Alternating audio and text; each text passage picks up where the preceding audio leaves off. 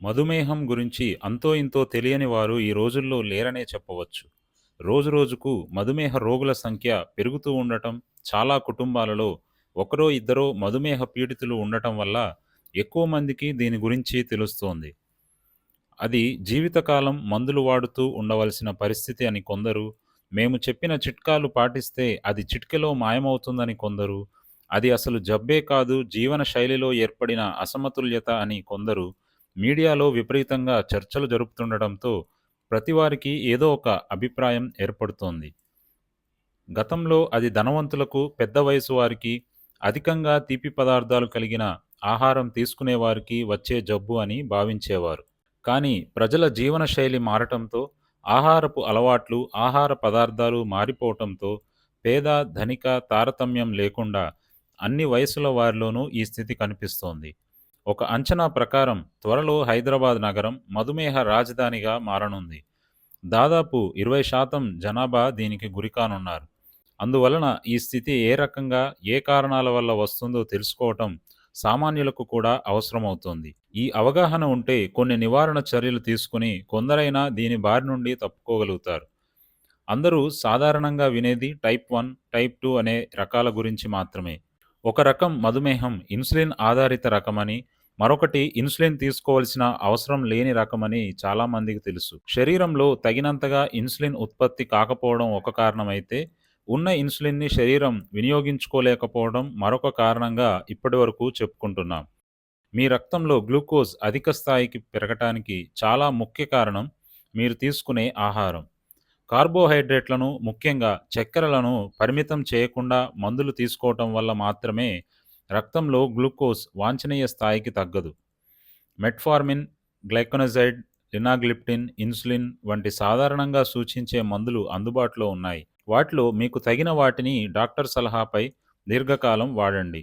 మీరు అధిక బరువు తగ్గడానికి కూడా ప్రయత్నించాలి. క్రమం తప్పకుండా వ్యాయామం చేయాలి. రక్తంలో విటమిన్ డి, బి12 తనిఖీ చేయించుకోండి. విటమిన్ డి, బి12లు తగ్గిపోతే అది చక్కెర స్థాయి, రక్తపోటు పెరగడానికి కారణమవుతుందని ఇటీవల పరిశోధనలు సూచిస్తున్నాయి. అయితే ఈ రెండింటికి భిన్నమైన పోషకాహార లోప సంబంధిత డయాబెటిస్ రకం ఒకటి ఇప్పుడు అధికారికంగా గుర్తించబడింది. దానికి టైప్ 5 డయాబెటిస్ అని పేరు పెట్టారు. మరి టైప్ 3, టైప్ 4 రకాలేమిటి? వాటి నిర్వచనం కూడా తెలుసుకొని టైప్ 5 గురించిన వివరాల్లోకి వెళ్దాం. టైప్ 3 అంటే ఒక నిర్దిష్ట కారణం, ఎగ్జోక్రైన్ ప్యాంక్రియాటిక్ వ్యాధులు వల్ల సంభవించే మధుమేహం. అవి సింగిల్ జన్యువులు, సిస్టిక్ ఫైబ్రోసిస్ వంటి జబ్బులు కావచ్చు, లేక కొన్ని మందులు లేక రసాయనాలకు శరీరం ప్రతిస్పందించిన తీరు కావచ్చు. వీటి వల్ల ప్రేరితమైన మధుమేహం టైప్ 3గా వ్యవహరించబడుతోంది. ఇక టైప్ 4 అనేది స్త్రీలలో కేవలం గర్భధారణ సమయంలో కనిపించే రకం. ఇప్పుడు కొత్తగా చెబుతున్న టైప్ 5 పోషకాహార లోపం వల్ల వస్తుంది. దాని గురించి తెలుసుకుందాం. 2025 ఏప్రిల్ 8న థాయిలాండ్‌లోని బ్యాంకాక్‌లో జరిగిన ఇంటర్నేషనల్ డయాబెటిస్ ఫెడరేషన్ వారి ప్రపంచ సదస్సులో ఈ కేటగిరీకి ఆమోదం తెలిపే ఓటింగ్ జరిగింది. పోషకాహార లోపం వల్ల సంభవించే మధుమేహం అని ఈ రకాన్ని నిర్వచిస్తున్నారు. పోషకాహార లోపం సంబంధిత డయాబెటిస్ ఇప్పటివరకు చాలా తక్కువగా నిర్ధారణ చేయబడింది. దాని గురించి చాలా తక్కువగా తెలుసు. వైద్యులకే అది సరిగ్గా అర్థం కాలేదు. దీన్ని టైప్ 5 డయాబెటిస్‌గా ఐడీఎఫ్ గుర్తించడం చాలామందికి ఈ ఆరోగ్య సమస్యపై అవగాహన పెంచడానికి ఒక ముఖ్యమైన అడుగు అవుతోంది. ఇది మొట్టమొదట 1955లో జమైకాలో వివరించబడింది. పేద, మధ్య ఆదాయ దేశాలకు చెందిన యువకులలో ఇది ఎక్కువగా గమనించబడింది. శరీర ఎదుగుదలను సూచించే వారి బాడీ మాస్ ఇండెక్స్ 19 కంటే తక్కువగా ఉంటుంది. సాధారణ ప్రజలలో బాడీ మాస్ ఇండెక్స్ 19 నుంచి 25 మధ్య ఉంటుంది. దీనికంటే ఎక్కువ ఉన్నవారిని అధిక బరువు ఉన్నవారిగాను, 30 కంటే ఎక్కువ ఉంటే ఊబకాయంగాను వ్యవహరిస్తారు. మరి 19 కంటే తక్కువ ఉంటే అది తక్కువ బరువును, శరీరం తగినంత ఎదగలేదని సూచిస్తుంది.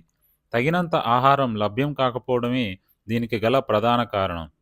తరచుగా వీరిని టైప్ 1 డయాబెటిస్ కలిగి ఉన్నారని తప్పుగా నిర్ధారించేవారు. రక్తంలో అధిక గ్లూకోజ్ స్థాయిలు, అధిక ఇన్సులిన్ అవసరాలు ఉన్నప్పటికీ వారిలో కీటోనూరియా, మూత్రంలో కీటోన్ అనే వ్యర్థ పదార్థం, లేదా కీటోసిస్, రక్తంలో అధిక కీటోన్ కనిపించటం లేదని కొందరు పరిశోధకులు స్పష్టంగా గుర్తించారు.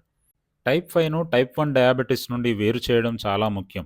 ఎందుకంటే ఎక్కువ ఇన్సులిన్ ఇవ్వడం టైప్ 5 వారికి త్వరగా ప్రాణాంతకంగా మారుతుంది. టైప్ 5 చికిత్సకు ఇంకా స్పష్టమైన మార్గదర్శకాలు లేనప్పటికీ, నోటి ద్వారా తీసుకునే మందులతో కలిపి చాలా తక్కువ మొత్తంలో ఇన్సులిన్ ఇవ్వాల్సి ఉంటుందని ఇప్పటివరకు సేకరించిన డేటా సూచిస్తుంది. వారి పోషణలో ఆహారంలో ఎక్కువ మొత్తం ప్రోటీన్ మరియు తక్కువ మొత్తంలో కార్బోహైడ్రేట్లు ఉండాలని సూచిస్తున్నారు. అలాగే లోపించిన ఇతర సూక్ష్మ పోషకాలపై దృష్టి పెట్టాలి. దీనిని జాగ్రత్తగా అధ్యయనం చేయాల్సిన అవసరం ఉంది. తిండి ఎక్కువైన వారికి డయాబెటిస్ వస్తుందని ఎక్కువ మంది భావిస్తున్న వేళ, పోషకాహార లోపం మాల్ న్యూట్రిషన్ వల్ల కూడా డయాబెటిస్ రావచ్చని తెలియడం ఆశ్చర్యకరమే కాదు. అలాంటి స్థితిని నివారించేందుకు తీసుకోవలసిన చర్యలను ప్రోత్సహిస్తుంది కూడా.